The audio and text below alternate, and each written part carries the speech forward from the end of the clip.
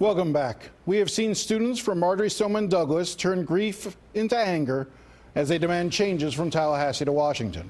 Much of that anger has been directed at Florida's Republican Senator Marco Rubio and his ties to the NRA. When we sat down yesterday, Rubio was eager to discuss all of this, but I started by asking him his reaction to the shooting itself.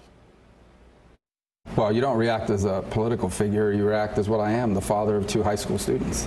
And it affects you at an emotional level because you start to think, well, it happened in Parkland, but it could have happened in central Miami-Dade County. It could happen anywhere. And you don't immediately react to it as a political figure, you react to it as a human being who could very well have been the person getting that call. And then you recognize the stories that you're reading because they're your story. You know, some of these kids, I mean, literally my daughters are 15 and 17. They're the age of the victims. So and then you think as a political figure, well, you know, what could we have done in the law? Am I wrong? Have we missed something that we could have done different? And how do you answer that question? I answer the question I always have, and that it's complicated. I know people don't want to hear it, but it's a complicated issue, and I hope we'll have a chance to delve into the reasons why it's complicated. It's not unsolvable. It should be addressed. I've never said that we should just throw I mean, I see this reported, it's unfair. I've never said we can't do anything. I've just said we need to aim to do something that works. You're talking about this morning on CNN, there was a student, a 17-year-old, who was on the air, and I'm just going to read. It was Rick Scott and Marco Rubio who allowed this to happen. They're enablers. He went on to say, as far as he's concerned, you have the blood of the victims on your hands, and they think that this is inevitable, that we can't do anything to stop it. It's too difficult. Well, we're done with that. That's what that student said. Right. Well, and look, I'm not going to criticize a student who's just lived through something that I've never lived through. Obviously, it's not true. We didn't enable it, and we certainly have never said that I've never said there's anything you can't do about it. There are things we can do about it. What I have said is that the proposals out there would not have prevented it, and that's a fact. I mean, the Washington Post is not a conservative rag, and it ruled that was true. Now, just because the laws could not have done anything to prevent it doesn't mean that we can't have a debate on those laws anyway, and it doesn't mean there's nothing we can do. I want to play for you one piece of sound from another student, David Hogg, who was a journalist at the school. He was there when the gunfire went off. I wanted you to hear again. This is what I think is different with what's going on now. Let's play that sound. Make some compromises, get some stuff done, and keep doing it. Actually, keep your promises. Don't just make false promises just so you can get reelected. Actually follow through. And who knows, maybe you'll save some children's lives, because the amount of deaths that I've had to deal with my sister having 3 of her best friends die, and the numerous other families that have to go home to silent rooms for the rest of their lives with no children, is absolutely unacceptable. It's deplorable. And something has to change. The policymakers in this country must work together. And I don't care if you're a Republican or a Democrat. These are children's lives.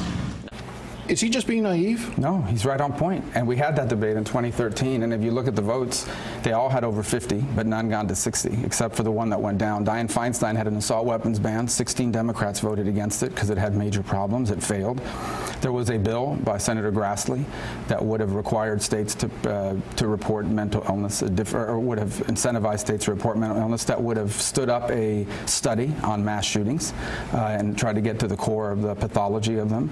And it was voted against, not because it was a bad bill, but because it didn't go far enough. It happens on immigration, it happens on numerous issues, but he's 100% true. If a bill makes things better, we should vote for it and keep working. But we're in an era now where everybody wants to get 100% of what they want, or they just walk away. But your voting record, you voted for a number of things as well. Where do you stand on bump stocks? Are you in support of outlawing them, banning bump stocks? I think the ATR has the authority to ban them right now, and I think they're going to ban them. But why? The bump stocks are the things that make a semi-automatic rifle, I'm just for the folks at home, a fully automatic. It's what was used in Las Vegas, and you can defer it to the ATF and the administration. No, what I'm Why saying not is, codify it in law? Well, that's fine, but I'm saying you can't codify it, but I'm saying there's an answer already there. They can do it. By the way, I'd never even heard of a bump stock, okay, until the shooting in Las Vegas. It's the only time I've ever heard it come up.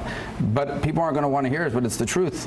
You don't need a bump stock to make it do what the bump stock makes it do. There are household items that you can use to make it happen. Right, but just that said, let's just do this. But hold on, I agree. That's fine, and I hope they do it. And if they don't, then we should pass the law. So you'll vote for that if they you'll vote to ban them. Sure, but I'm trying to tell you, you're still going to have the people out there doing it, even though it may no longer be legal to buy the device. It may be a little harder, but they will do it. That doesn't mean we shouldn't do it. I guess my point that I'm trying to make is, if something allows a gun to do what that gun is not legally allowed to do, there shouldn't be able to sell a device that allows you to do it. You voted also against limiting capacity of magazines used in assault weapons. I think there was a bill that said you could not have a magazine that held 10 or more bullets. You voted against that. Why? Because there's no evidence that doing that would have prevented any of these shootings. There are legitimate reasons why people want those for hunting purposes. What is a legitimate reason for an AR-15 to be able to have 30 or 50 rounds in a clip? Well, first of all, they don't have 50. Number two is, the second reason is that people that are in, whether it's sport shooting or for example, they are used in hunting. I heard somebody say yesterday that they're not.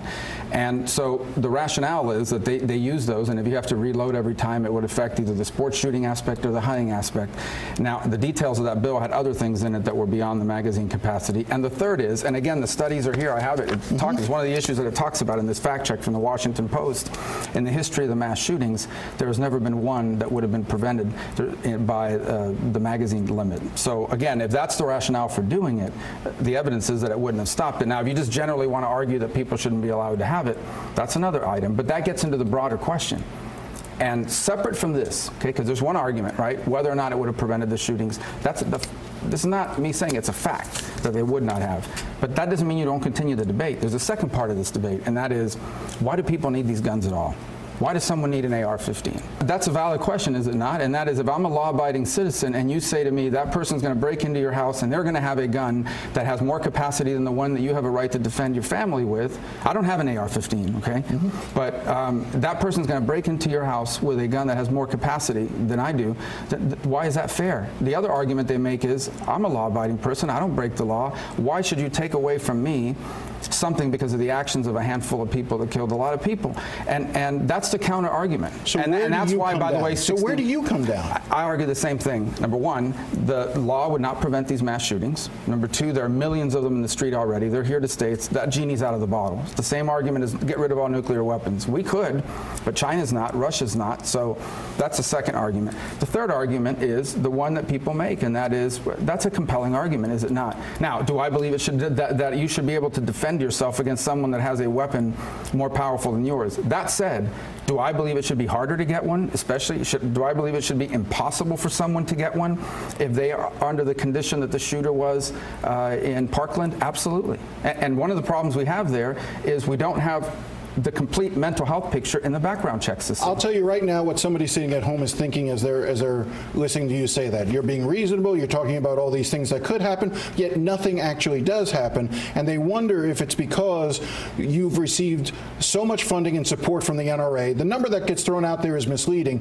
The $3.3 million you've received over the last 10 years is not directly to you. It's either contributions to you or in groups in support of your campaign. Well, it's not contributions at all, because the contribution limit is $2,700. No, what I'm saying is money spent in campaigns either attacking my opponent or supporting me, which if I'm running against someone that's against the Second Amendment or against gun rights, that would be logical. Just like groups that support gun restrictions spend money against me. But the point is there are people who believe that while you talk, say, yes, we should get rid of bump stocks, yes, we should allow the CDC, you're not doing anything to move forward on those, in part because you don't want to anger the NRA. No, but first of all, they support my agenda. I don't support theirs. These are the things I stand for, and I always have. So it is logical in American politics that if you believe in a certain set of ideas, the people who support their ideas will advocate on your behalf, and by the way, the people that are against it would advocate against you. When we come back, more with Senator Marco Rubio.